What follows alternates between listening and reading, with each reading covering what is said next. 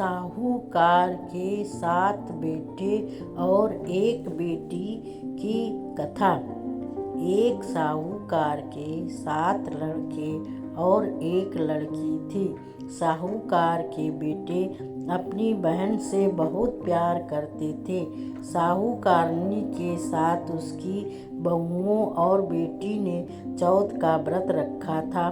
चौथ का व्रत में चांद देखकर ही व्रत खोलते हैं। रात को जब साहूकार के लड़के भोजन करने लगे तो अपनी बहन से भोजन के लिए कहा।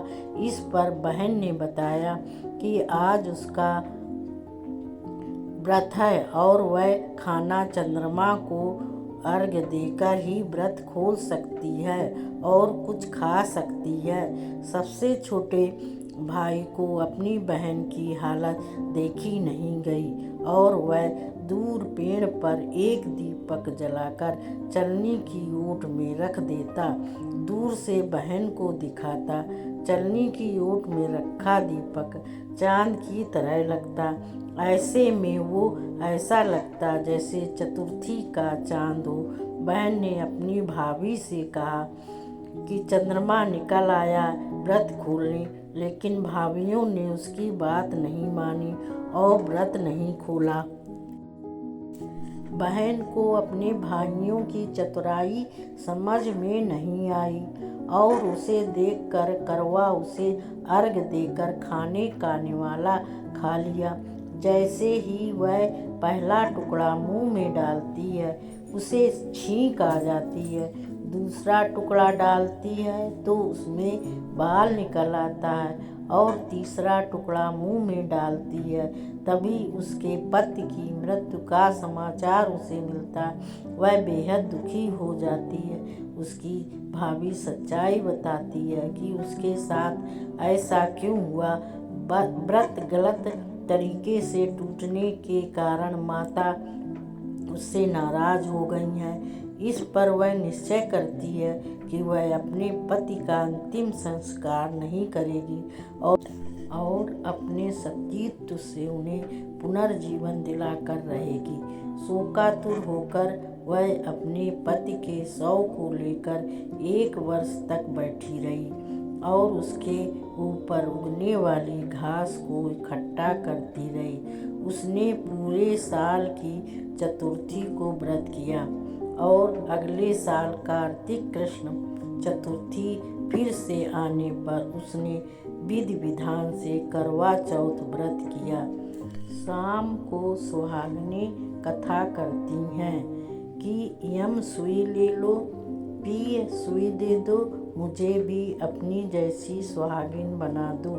जिसके फलस्वरूप करवा माता और गणेश जी के आशीर्वाद से उसका पति पुनः जीवित हो गया। जैसे गणपति और करवा माता ने उसकी सुनी वैसे सभी की सुने।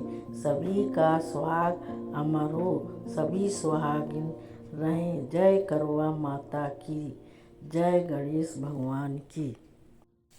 गणेश जी की अंधी बुढ़िया माई वाली कथा या कहानी। एक अंधी बुढ़िया थी जिसका एक लड़का और बहू थी। वह बहुत गरीब थी। वह अंधी बुढ़िया नित्य प्रतिदिन गणेश जी की पूजा और चौथ का व्रत करती थी। माई की पूजा से प्रसन्न होकर एक दिन गणेश जी भगवान ने उसे दर्शन दिए और बोले कि बुढ़िया माई, तू रोज निस्वार्थ भाव से मेरी पूजा करती है, जो चाहे सो मांग ले। बुढ़िया माई बोली, विघ्नहर्ता गणेश जी भगवान, मुझे तो मांगना नहीं आता, सो क्या मांगूं। तब गणेश जी भगवान बोले कि माई, मैं कल आऊँगा, तू अपने बहू बेटे से पूछकर मांग ले। तब बुढ़िया ने अपने बेटे बहू से पूछा तो बेटा बोला कि माँ धन मांग ले और बहू ने कहा कि माँ पोता मांग लो।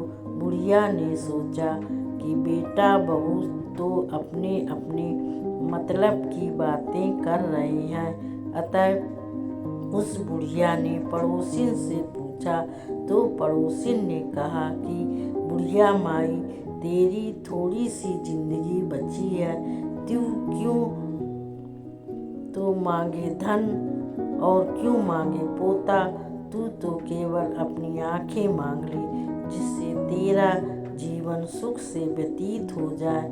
उस बुढ़िया माई ने बेटे, बहू तथा पड़ोसिन की बात सुनकर घर में जाकर सोचा जिससे खुश हो जाए और मेरा भी भला हो वह भी मांग लूं। जब दूसरे दिन गणेश जी भगवान आए और बोले, बुढ़िया माई मांग ले। गणेश जी भगवान के वचन सुनकर बुढ़िया माई बोली, हे विघ्नहर्ता, अन्न देवो, धन देवो, निरोगी काया देवो, अमर सुहाग देवो, दीदा घोड़ा देवो, सोने के कटोरे में पोते को दूध पीता देखूं, अमर सुहाग देवो, समस्त परिवार को सुख देवो, आपके भी चरणों में रहे। बुढ़िया की बात सुनकर गणेश जी बोले, बुढ़िया माँ, तूने तो मुझे ठग लिया और कहती है कि मांगना नहीं आता। जो कुछ तूने मांग लिया वह सभी तुझे मिलेगा। यूं कहकर गणेश जी भगवान अंतर ध्यान हो गए। हे गणेश जी भगवान, जैसा बुढ़िया माई को दिया वैसा सबको देना, सब पर कृपा करना, सबकी रक्षा करना, सब पर दया करना। जय गणेश भगवान की जय, करवा माता